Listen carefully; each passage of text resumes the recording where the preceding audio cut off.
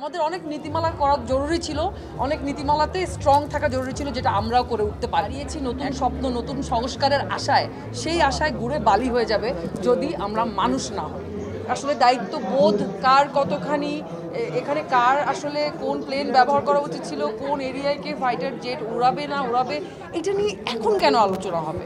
বাচ্চারা দৌড়াচ্ছে, পোড়া বাচ্চারা দৌড়াচ্ছে, মানুষ ভিডিও করছে, বাবা মাকে খুঁজে পাচ্ছে না, মানুষ ভিডিও করছে।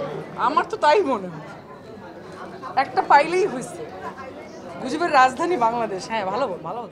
আমি বলতে চাই, এই যে শিল্পীদেরকে মব ক্রিয়েট করে শিল্পীদের উপর বিভিন্নভাবে যেই নির্যাতনটা হচ্ছে, এক ধরনের ব্লেম করে একটা অদ্ভুত তকমা দিয়ে যে বন্ধ করে দেওয়া হচ্ছে, যে রুটি রুজির দরজা বন্ধ করে দেওয়া হচ্ছে, এটা একটা বিশাল বড় প্ল্যানের অংশ বলে আমার মনে হয়।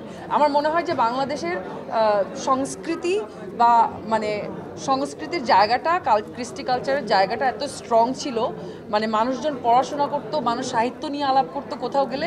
এখন যে বাংলাদেশের মানুষজন শুধু মানে ফালতু বিষয় নিয়ে আলোচনা করে, অন্য কোনো কিছুর জন্য, মানে ব্রেইন যাতে বাংলাদেশের মানুষের ঠিকঠাক কাজ না করে, এবং কাজ করার ক্ষেত্রে যেই মাধ্যম আছে প্রত্যেকটা মাধ্যম বন্ধ করে দেওয়া, যাতে করে কন্ট্রোল করতে সুবিধা হয়। আমার কাছে মনে হয় এটা অনেক বড় কোনো প্ল্যানের অংশ। মানে এটা শুধু শুধু শুটিং হচ্ছে, অসুবিধা হচ্ছে দেখে এসে শুটিং হাউস বন্ধ করে দেওয়ার নির্দেশ, এগুলো না, এগুলো সব ওই যে মব যারা করছে, এটা নিশ্চয়ই কোনো না কোনো প্ল্যান করে করছে।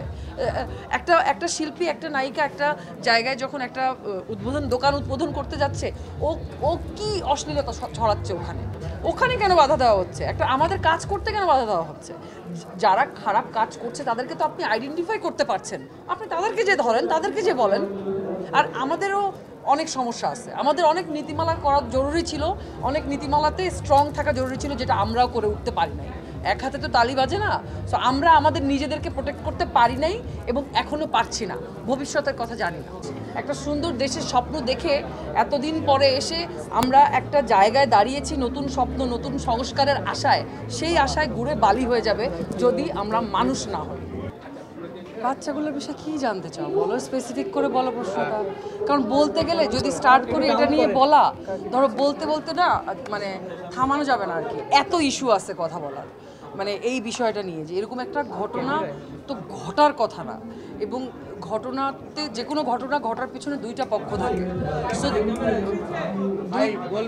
দুইটা পক্ষর মধ্যে একটা পক্ষ ভিকটিম আর একটা পক্ষ হচ্ছে ধরো, হ্যাঁ, তো ধরো ভিকটিম যদি আমি স্কুলটাকে ধরি, আর যদি আমি অন্য পক্ষ যদি বিমান বাহিনী, যেহেতু এটা দুর্ঘটনা বলা হচ্ছে, তার মানে এটা ইচ্ছাকৃত না, কিন্তু ইচ্ছাকৃত না, ওকে ফাইন, বাট এইটা তো এই ঘটনা তো প্রত্যাশা করারও মানে কোনো চান্সই নাই যে মানে এরকম একটা জায়গায় ফাইটার প্লেন উড়বে, বা আসলে দায়িত্ববোধ কার কতখানি, এখানে কার আসলে কোন প্লেন ব্যবহার করা উচিত ছিল, কোন এরিয়ায় কে ফাইটার জেট উড়াবে না উড়াবে, এটা নিয়ে এখন কেন আলোচনা হবে?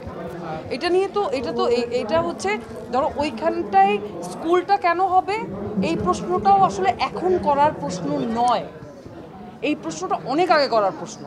কিন্তু এটা না দেখার মতো ছিল না, মানে এটা মানে 2 দিন, মানে প্রথম দিন থেকে মানে অসুস্থ হয়ে, মানে তারপর থেকে ফেসবুকে ঢোকাই মানে বন্ধ করে দিয়েছি।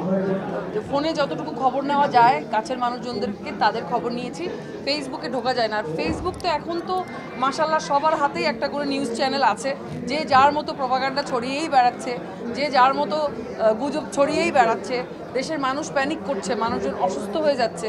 আর এইদিকে ছোট ছোট বাচ্চাগুলা মানে একদম কি বলবো, ঝলসানো ইয়ের মতো ঘুরে বেড়াচ্ছে, আর মানুষ সেখানে ফোন নিয়ে ঘুরে বেড়াচ্ছে। মানে এখন এই মুহূর্তে এইটা তো আমি বলতেই চাই, এই মুহূর্তে আমার দেশের মানুষের মনুষ্যত্ব কোথায়? যারা পুড়ে গেছে তাদের কথা বাদ, সাধারণ মানুষের মনুষ্যত্ব কোথায়?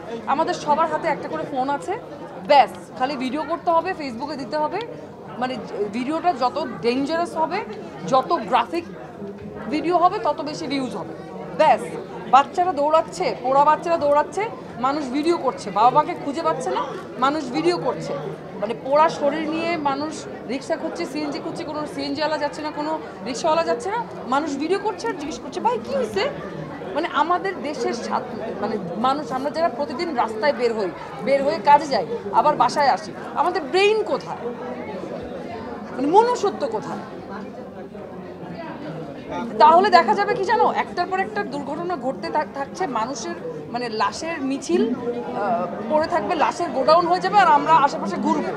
মানে আমাদের আসলে জানারও দরকার নেই মানুষটা কেন মরলো, কিভাবে মরলো, একটু বেঁচে আছে কিনা, এখন হসপিটালে নিয়ে গেলে বাঁচবে কিনা, ওগুলোও আমাদের জানার দরকার নেই, আগ্রহ নেই। আমরা ভিডিও করবো কি হয়েছে, ব্যাস এইটুকু।